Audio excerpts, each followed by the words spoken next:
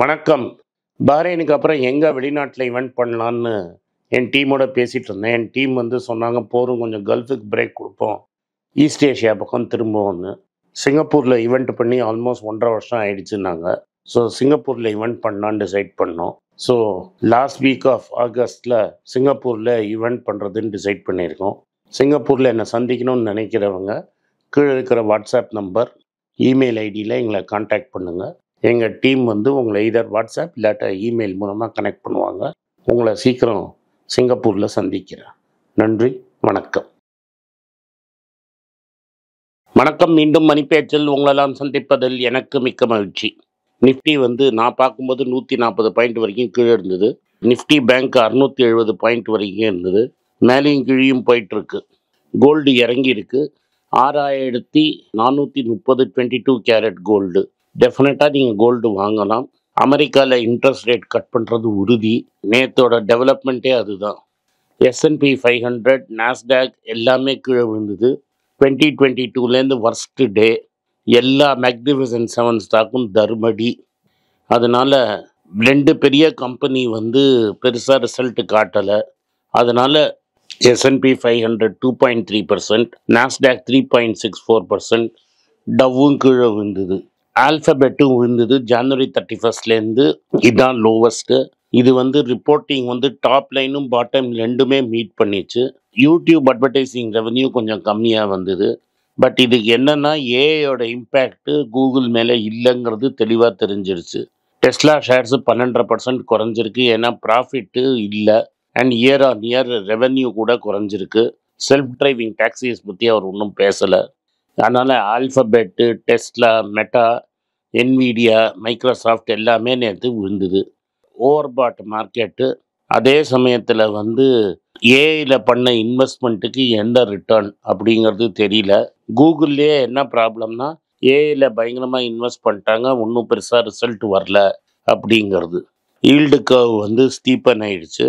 That means 30 year yield 10 year ஈல்டுக்கும் 2 year ஈல்டுக்கும் இருக்கிற கேப் கம்மியாச்சு. இதுதான் lowest gap in 13 months. Rate cut ஆரம்பிக்கணும்.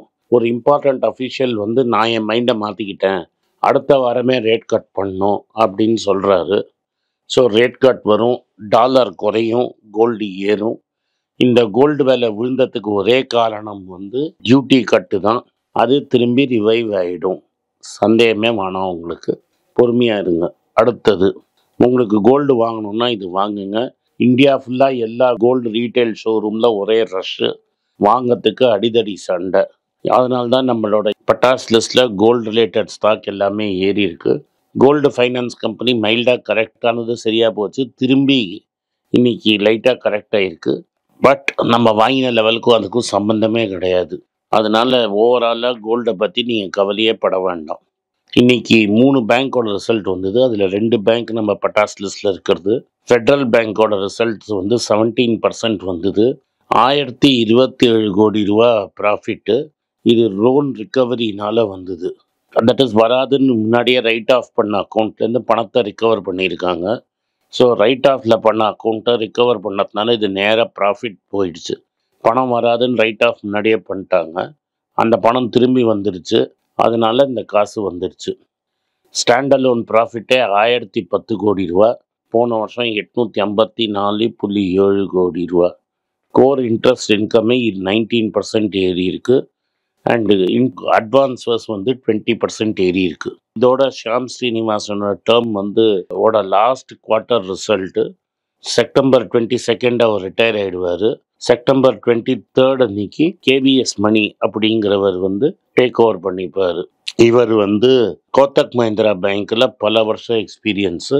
இந்த பேங்க்கை அடுத்த லெவலுக்கு அவர் கூப்பிட்டு போவாருன்னு நம்புகிறாங்க. நானும் நம்புகிறேன். அண்ட் இது வந்து ஒரு 10 வருஷமாக ஷாம் ஸ்ரீனிவாசன் இந்த பேங்க்கை நல்லா டேர்ன் அரவுண்ட் பண்ணிட்டாரு. இன்னைக்கு மார்க்கெட் விழறதுனால இதுவும் விழுந்திருக்கலாம். பட் நம்ம கன்சிடர் பண்ண லெவல்லேருந்து இது எக்ஸ்ட்ரீம்லி ஹை. அதனால் இதை வெயிட் பண்ணுங்க. ஸோ இதை வந்து சூப்பரான பொசிஷனில் இருக்குது. கிரெடிட் டெபாசிட் ரேஷியோ 81% இருக்குது. ஸோ இவங்க வந்து HDFC பேங்க் மாதிரி ப்ராப்ளம்ல இல்லை. பணம் கையில் இருக்குது, அதுக்கப்புறம் விற்கிறாங்க. அடுத்தது கர்நாடகா பேங்கோட ரிசல்ட் வந்தது. கர்நாடகா பேங்கோட ரிசல்ட் 8% ஏறி இருக்கு. 400.33 crores நெட் ப்ராஃபிட். போன வாட்டி 370, இப்போது 7 கோடி. கிராஸ் என்பிஏ குறைஞ்சிருக்கு 3.54 ஃப்ரம் 3.66. நெட் என்பிஏ வந்து 1.66ல இருக்கு. அதனால ப்ரொவிஷன் அண்ட் கண்டின்ஜென்சி வந்து 40 கோடிக்கு குறைஞ்சிருக்கு. அதனால ஃபைனான்ஷியல்ஸ் அப்ரூவ் ஆயிடுச்சு. இந்த பேங்க்கு டெஃபினட்டாக மெதுவாக க்ரோ ஆகும். கேபிட்டல் அடிக்வேசி ரேஷியோ 17.66 இருந்திருக்கு. அதனால் ஓவராலாக எல்லாமே ஏறி இருக்கு அண்ட் ஸ்டெடியாக ஏறுது. அண்ட் இது பாட்டுக்கு டிஜிட்டல் அண்ட் டெக்னாலஜியில் நாங்கள் கான்சென்ட்ரேட் பண்ணுவோம், பிராண்ட் ரீபொசிஷன் பண்ணுவோம், ஆப்ரேஷனை சென்ட்ரலைஸ் பண்ணுவோம்னு சொல்லியிருக்காங்க. இதில் வந்து ஐசிஐசிஐ லம்பார்டு உங்களுக்கு ஞாபகம் இருக்கும், ஒரு பொசிஷன் எடுத்திருந்தாங்க. இது வந்து ஆல்ரெடி புக் வேல்யூ கம்மியாக ட்ரேட் ஆகிட்டு இருக்கு. அப்பப்போ டிஃபன் காஃபி மாதிரி யூ கேன் கன்சிடர். இன்னைக்கு ஆக்சுவலி ரிசல்ட்டுக்கு அப்புறம் நெகட்டிவாக இல்லாமல் 2.5% ஏறிடுச்சு. But even know it is in consideration ரேஞ்சில் தான் இது இருக்குது. அடுத்தது Axis bank standalone profit 4% தான் ஏறி இருக்கு. 6035 crores. நெட் இன்ட்ரெஸ்ட் மார்ஜின் ஏறி இருக்கு. இருந்தாலும் weak set of numbers. Street estimate பண்ணதோட இது கம்மியாக இருக்குது. அதனால் மார்க்கெட்டு இதை பயங்கரமாக அடிச்சிருக்காங்க. இன்னைக்கு கார்த்தால ட்ரேட் பண்ணுறச்ச 5லேருந்து 6% கம்மியாக இருந்தது. இப்போ 7% கம்மி. இந்த ஸ்டாக்கை நான் கன்சிடர் பண்ணதே கிடையாது. ஏன்னா வந்து இதில் மேனேஜ்மெண்ட் இஷ்யூஸ் இருக்குது. ஃப்ரண்ட் ரன்னிங் இருந்தது மியூச்சுவல் ஃபண்ட் டிவிஷனில். அண்டு என்னோட கன்சிட்ரேஷனில் இந்த பேங்க் ஸ்டாஃபை எப்படி நடத்துவாங்கங்கிறதுல ஒரு இம்பார்ட்டன்ட் கன்சிட்ரேஷன். பல ஆக்சிஸ் பேங்க் எம்ப்ளாயீஸ் என்கிட்ட எங்களை ஒழுங்காக நடத்துறது இல்லை அப்படின்னு சொன்னதுனால இந்த பேங்க்கை நான் பார்த்ததே கிடையாது.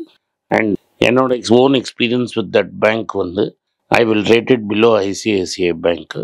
அதனால இது ஓவராலாக நம்ம கன்சிடர் பண்ணாமல் இருக்கிறதே நல்லது. ஹெச்யூஎல் Q1 ரிசல்ட் வந்து ஒன்றும் பெருசாக இல்லை. ரெவென்யூ வந்து 1.3% தான் அப்பு, வந்து வெரி ஃப்ளாட்டு. நெட் ப்ராஃபிட் வந்து 2.7 தான் ஏறி இருக்குது. அதனால் இது பெருசாக ஒன்றும் பெரிய பட்டாசுலாம் வெடிக்காது. அதனால இதை நம்ம பார்க்கவே வேண்டாம். ஐடிசி வந்து நடுவில் 3rd-லேருந்து 4th லார்ஜஸ்ட் டுபாக்கோ கம்பெனியாக இருந்தது.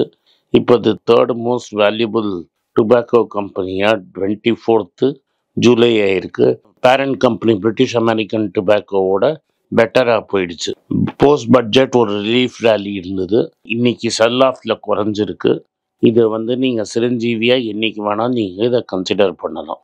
ஸோ இது வந்து ஐடிசியை பொறுத்த வரைக்கும். பெட்ரோநெட் எல்ஜி வந்து 40% ப்ராஃபிட் ஏறி இருக்கு. 1100 crores ப்ராஃபிட் ஏறி இருக்கு ஃப்ரம் 787 crores-லேருந்து. பட் இதில் எனக்கு பெரிய ப்ராப்ளம் என்னென்னா, சப்ளை பண்ணாத கேஸுக்கு அவங்க பேமெண்ட் கேட்குறாங்க, மினிமம் கேரண்டின்னு. அது மோஸ்ட்லி வந்து கவர்மெண்ட் செக்டரு. அந்த பேமெண்ட் வருமானு எனக்கு டவுட்டு. இது வரும்னு இவங்க கணக்கில் காட்டிகிட்டு இருக்காங்க. இந்த கணக்கில் காட்டுறது கலெக்ஷன் ஆகிடுச்சுன்னா பரவாயில்ல. இதே சமயத்தில் வந்து இவங்க பெட்ரோகெமிக்கல் பிளான்ட் போடுறதும் லோன் மூலியமாக போடுறாங்க. பட் இப்போ மார்க்கெட்டில் நம்ம கன்சிடர் பண்ணதோட எக்ஸ்ட்ரீம்லி ஹை பொசிஷனில் இது இருக்குது. இது வந்து ரிஸ்க்கு நம்புது. ஏன்னா இதில் நிறைய ரெட் ஃப்ளாக்ஸ் இருக்குது இந்த கம்பெனியில்.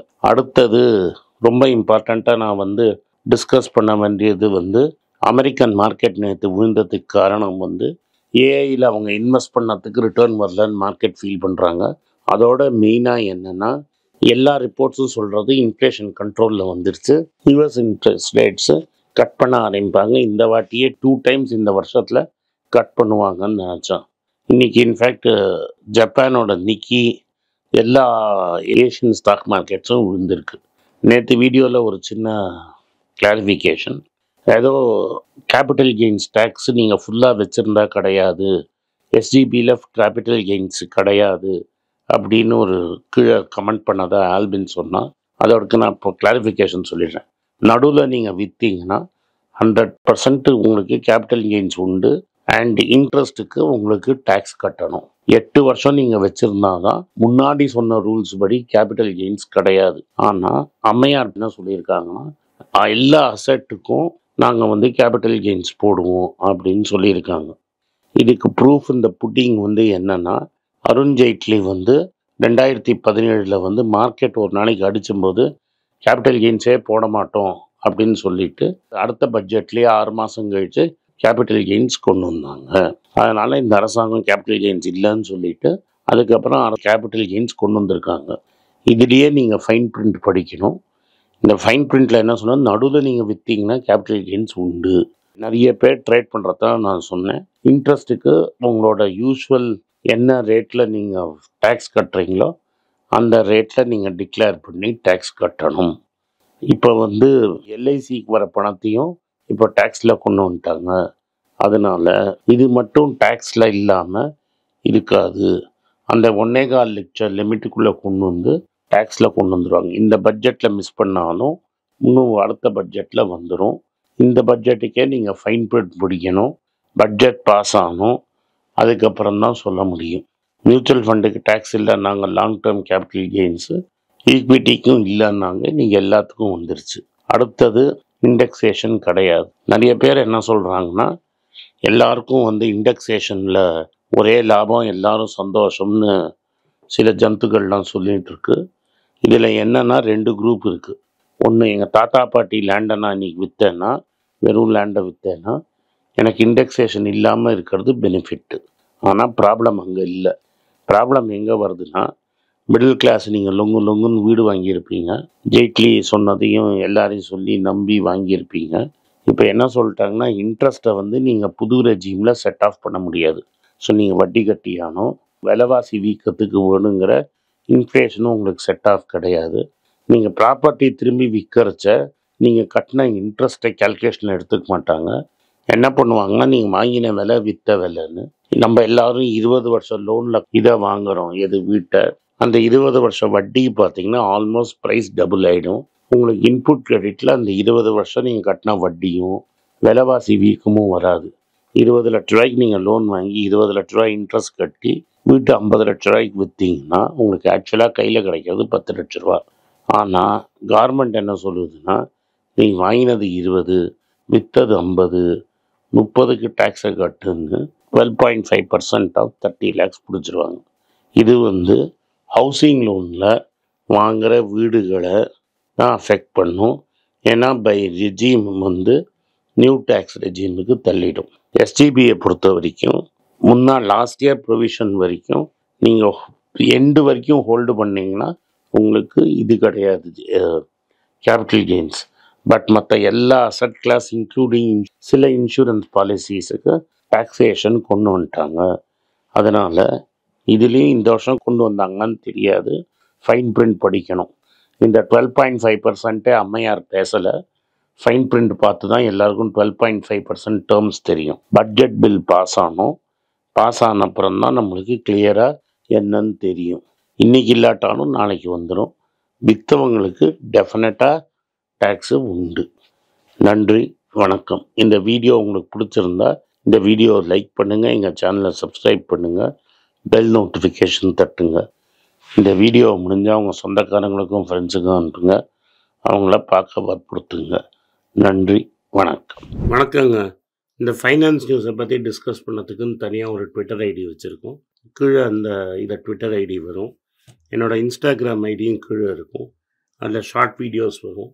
ஸோ என்னை எக்ஸ்க்ளூசிவாக ஃபைனான்ஸ் விஷயத்தில் ஃபாலோ பண்ணணும்னு நினைக்கிறவங்க கீழே இருக்கிற ட்விட்டர் ஐடியும் இன்ஸ்டாகிராமையும் ஃபாலோ பண்ணுங்கள். நன்றி, வணக்கம். உங்கள் பேராதரவுக்கு மிக்க நன்றி. நான் டோட்டலாக 5 புஸ்தகங்கள் எழுதியிருக்கிறேன். 3 வந்து ஆங்கிலத்தில் எழுதியிருக்கிறேன். அதில் 2 வந்து தமிழாக மொழிபெயர்த்துருக்காங்க. ஸோ டோட்டலாக 5 புஸ்தகம் ஆச்சு. இந்த 5 புஸ்தகத்துக்கு ஹார்ட் காப்பி வேணும்னா நீங்கள் கீழே இருக்கிற வாட்ஸ்அப் நம்பருக்கு மெசேஜ் அனுப்பிச்சிங்கன்னா எங்கள் டீம் உங்களை கான்டாக்ட் பண்ணுவாங்க. இந்த 5 புஸ்தகங்களில் 3 புஸ்தகம் வந்து கிண்டலில் இருக்குது. அமேசானில் கிண்டலில் வாங்கணும்னு ஃபீல் பண்ணுறவங்க நேராக கிண்டலில் வாங்கிக்கலாம். தமிழ்லேயே யாராவது ஃபைனான்ஸ் நியூஸ் படிக்கணும்னு ஃபீல் பண்ணிங்கன்னா தயவுசெஞ்சு moneypage.com விசிட் பண்ணுங்கள்.